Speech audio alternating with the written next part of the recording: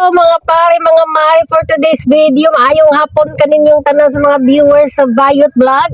For today's video, nag-unboxing si Bayot siyang parcel, no? Nag-order siya, nindot kaayong sapatos, perting paibog ni Bayot sa iyang bagong sapatos. So, tanawan ninyo guys, nag-model na si Bayot, kay sakay pa sa iyang bandong.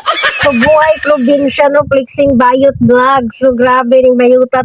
Yun, oy, tamilian pag yun kayo mag-order, dugay kay makadesisyon, kay magkuha na siya ready, kay hapit na ang Valentine's Day, pilak adlaw na lang, no? So, naghanap daw siya ng makadate this coming Valentine's Day. Tanawa nga mga Mars, mga paspeting garaan, nagbandong-bandong pa para yun siya inong sikat sikat supoy.